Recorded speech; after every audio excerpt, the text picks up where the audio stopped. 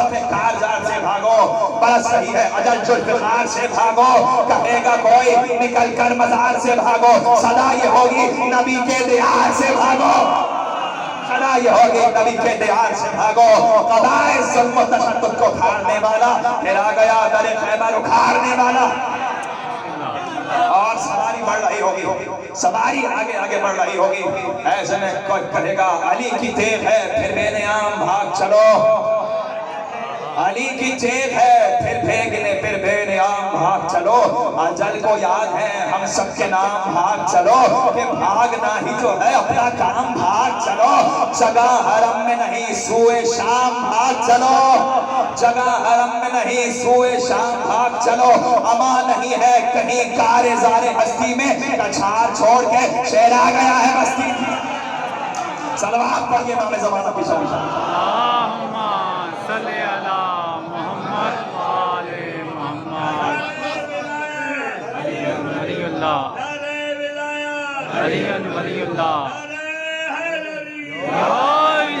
दरूद जिंदा है, अपना सलाम जिंदा है। दरूद जिंदा है, अपना सलाम जिंदा है। खुदा के साथ मोहम्मद का नाम जिंदा है, खुदा के साथ मोहम्मद का नाम जिंदा है। तुम्हारे पास तो अब मुर्दा भी नहीं कोई, हमें फख्र है हमारा इमाम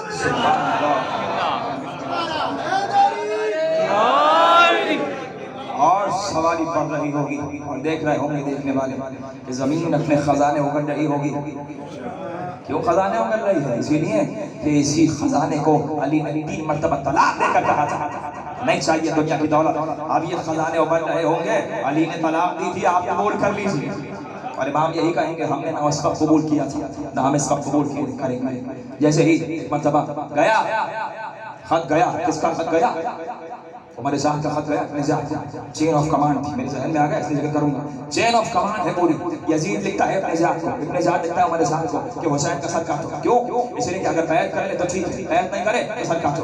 वहां से लिखा कि हुसैन ये कह रहा है कि मुझे या तो हिंद जाने दो या कुछ रिवायत में सिंध जाने दो, मैं वहां चला जाता हूं। कहा नहीं, हमने तुम्हें नेगोशिएशन के लिए नहीं भेजा। उमर साहब ने लिखा, इब्ने ज़ियाद ने कहा कि हमने तुम्हें नेगोशिएशन के लिए नहीं भेजा है, हमने तुम्हें इसलिए भेजा है ताकि तुम हुसैन से बैत लेकर आओ।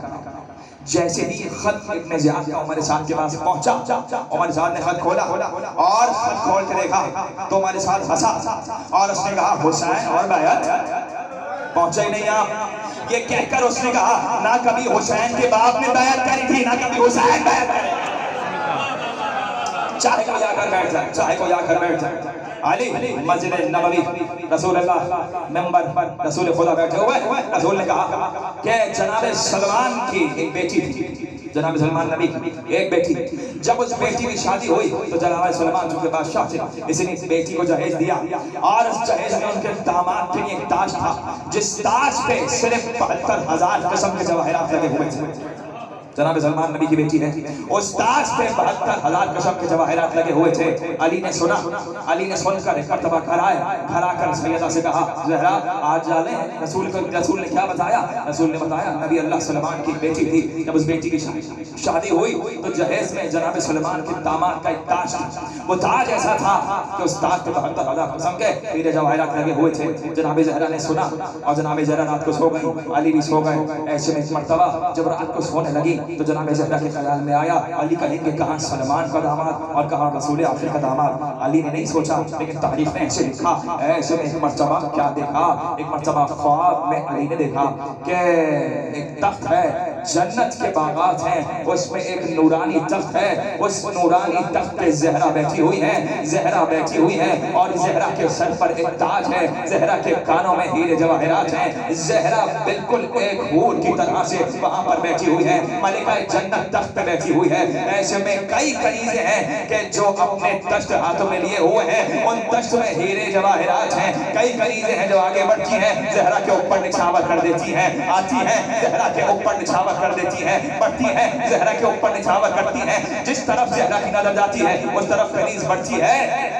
देखा अली ने कि एक हूर खड़ी हुई है, एक लड़की खड़ी हुई है ज़हरा के तख्त के दाने जाने, लेकिन ज़हरा उस तरफ नजर नहीं कर रही, अभी कुछ वक्त है तो वहां नजर करेंगी। और वो लड़की इस इंतजार में है कि जैसे ही ज़हरा यहाँ नजर करे मैं ये हीरे जवाहरात ज़हरा की आगोश में डाल दूं, ज़हरा पे निछावर कर दो। ऐसे में एक मर्तबा अली ने ज़हरा से कहा, ज़हरा ये कौन लड़की है जो आप पर सब कुछ निछावर करने के लिए तैयार है? कहा, या अली ये वही सलमान नबी की बेटी है,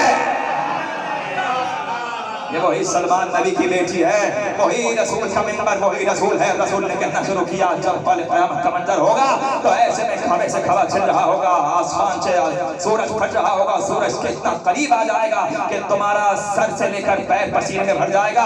आप रसूल ने कहा, जब सहाबियों ने कहा कि ऐसे में कौन उससे बच जाएगा, रसूल ने कहा, सुनो जिब्राइल पुकार के कहेगा, कहा है अल्लाह का हबीब तो मैं आ जाऊंगा, सब लिबास मेरे ऊपर होगा।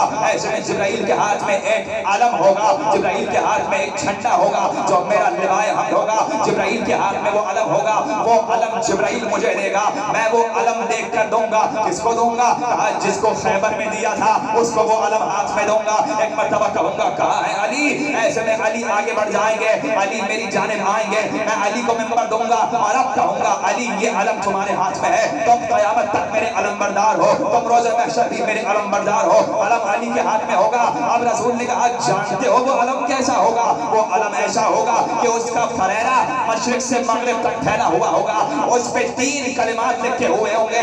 एक कलिमा लिखा हुआ होगा बिस्मिल्लाहिर्रहमानिर्रहीम, एक लिखा होगा अल्हम्दुलिल्लाहि रब्बिल आलमीन, एक लिखा होगा ला इलाहा इल्लल्लाह। इसीलिए तो बड़े बड़े अलम बनाते हैं ना हम, ताकि जब वहां पे इतना बड़ा अलम देखें तो दिल ना घबराए, तो डर ना लगे, फौरन बढ़ के चूम ले। ऐसे एक मर्तबा रसूल ने कहा, अली के हाथ में वो अलम दिया और जब मैं अलम दूंगा तो वो अलम अली के सर पे ऐसा लग रहा होगा जैसे कोई ताज होता है। अब मनादी पुकार के कहेगा, ऐ अली ये मुर्तजा, ये बताओ कि सलमान के दामाद का ताज अच्छा था या ये अलम अच्छा,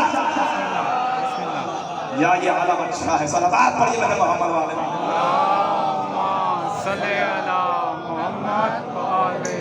बस आपकी जहमत समाप्त हो रही है मेरे से।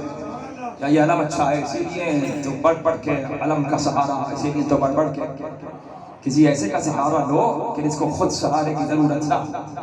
जब कोई बुजुर्ग आपसे कहता है कि मुझे सहारा दो,